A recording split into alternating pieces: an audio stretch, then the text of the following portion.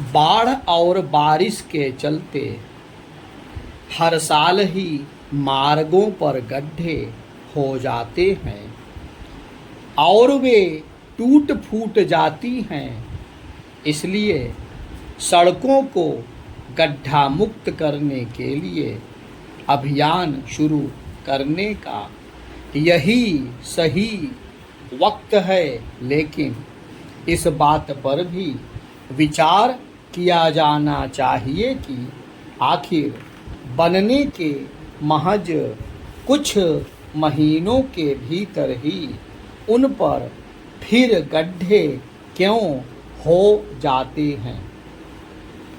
जाहिर है कि ठेकेदारों के निर्माण सामग्री की गुणवत्ता पर ध्यान नहीं दिया जाता और अभियंताओं ने इसके लिए सख्ती नहीं की। किसी भी समस्या पर कोई अभियान चलाए जाने का आशय है कि सरकार इसको गंभीरता से ले रही है और जनसामान्य की सुविधा की चिंता कर रही है। लेकिन अधिकारियों और ठेकेदारों ने इसे अपने निजी लाभ का अवसर बना लिया है। यह चिंता शासन में उच्च पदों पर बैठे अधिकारियों को करनी होगी कि मुख्यमंत्री की मंशा क्या है और उसके अनुरूप ही काम हो। सड़कों को गड्ढा मुक्त करने के लिए अभियान चलाने के साथ ही उसकी गुणवत्ता पर भी निगाह रखना जरूरी है। पिछले कुछ वर्षों को देखें तो कभी भी इस तरह का अभियान समय पर पूरा नहीं हुआ और हर बार तारीख बढ़ानी पड़ी। इसके पीछे कहीं कोई खेल तो नहीं, यह अधिकारियों की जांच का विषय है।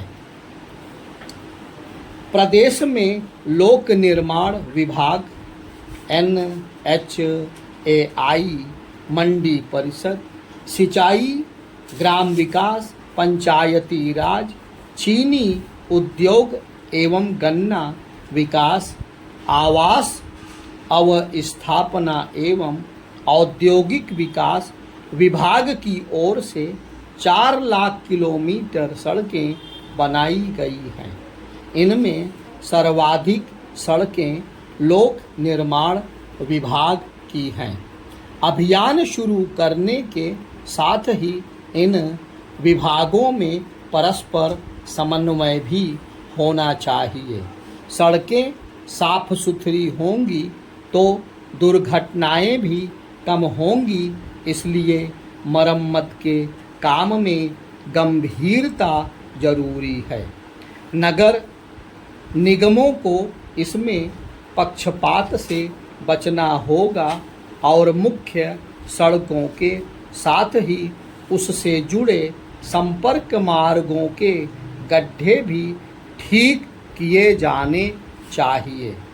यह उचित ही है कि मुख्यमंत्री ने ठेके पट्टे में माफिया और अपराधी प्रवृत्ति को लोगों को ना शामिल करने के साथ उनके करीबी रिश्तेदारों और गिरोह के सदस्यों को भी दूर रखने का संदेश दिया। इसका लोगों के बीच अच्छा संदेश जाएगा। जम्मू कश्मीर में 4000 से अधिक आतंकियों की संपत्ति जब्त करने का निर्णय आतंकी तंत्र को नष्ट करने की दिशा में एक बड़ी और प्रभावी कार्रवाई है। जिन आतंकियों की संपत्ति जब्त की जानी है उनकी सूची तैयार हो चुकी है। इनमें अधिकतर वे आतंकी हैं जो सीमा पार यानी पाकिस्तान के कब्जे वाले कश्मीर में संचालित आतंकी शिविरों में रह रहे हैं। कश्मीर में बचे खुचे आतंकी नेटवर्क को ध्वस्त करने के लिए इस तरह की कार्रवाई आवश्यक है। इसी तरह की कार्रवाई उन तत्वों के खिलाफ भी की जानी चाहिए जो परोक्ष या प्रत्यक्ष रूप से आतंकियों की पैरवी करते हैं या फिर उन्हें गुपचुप रूप से समर्थन अथवा संरक्षण देते हैं। इसकी अनदेखी नहीं की जा सकती कि कश्मीर घाटी में आतंकियों के समर्थक अभी भी मौजूद हैं। इनमें से कुछ तो सरकारी विभागों में भी कार्यरत थे। यह अच्छा हुआ कि उनकी पहचान कर उनके खिलाफ भी कार्रवाई की गई, क्योंकि वे आतंकियों के लिए जासूसी करते थे। ध्यान रहे कि कई कश्मीरी हिंदू आतंकियों का निशाना इसलिए बने क्योंकि उनके बारे में ऐसे ही लोगों ने उन्हें सूचना दी। इसी तरह आतंकियों को आर्थिक सहायता देने वालों पर भी शिकंजा कसा गया है। इनमें कई बड़े व्यापारी भी थे। एक ऐसे समय जब कश्मीर का माहौल तेजी से बदल रहा है और वहाँ शांति एवं स्थिरता कायम हो रही है, तब फिर यह आवश्यक है कि आतंकियों से सहानुभूति रखने या फिर दबे छिपे उनकी मदद करने वालों के खिलाफ कठोर कार्रवाई की जाए।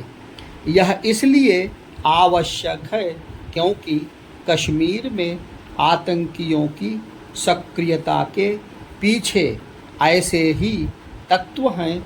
इस सक्रियता का एक प्रमाण अभी 2 दिन पहले तब मिला जब श्रीनगर बारामूला राष्ट्रीय राजमार्ग पर एक बारूदी सुरंग को निष्क्रिय किया गया।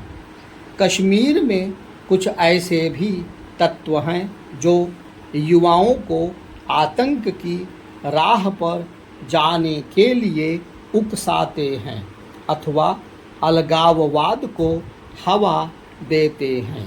चंद दिनों पहले ही बारामूला में सुरक्षा बलों ने लश्कर के एक आतंकी भर्ती मॉड्यूल का भंडाफोड़ कर 4 लोगों को गिरफ्तार किया।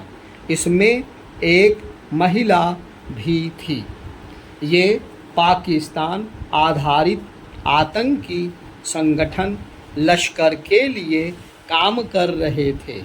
पाकिस्तान भले ही दाने दाने को मोहताज हो, लेकिन वह कश्मीर में आतंक को हवा देने से बाज नहीं आ रहा है।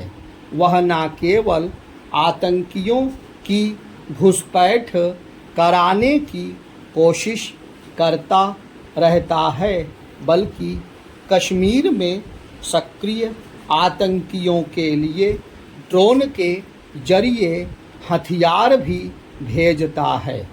पाकिस्तान आतंक को बढ़ावा देने के कारण अलग थलग पड़ चुका है, लेकिन वह अपनी हरकतों से बाज नहीं आ रहा है। उसकी इन हरकतों से उससे हमदर्दी रखने वाले इस्लामी देश भी आजिज आ चुके हैं। इसी कारण भारत की राजकीय यात्रा पर आए सऊदी अरब के क्राउन प्रिंस मोहम्मद बिन सलमान ने पाकिस्तान की ओर संकेत करते हुए कहा कि उन्हें आतंक का रास्ता छोड़ना ही होगा।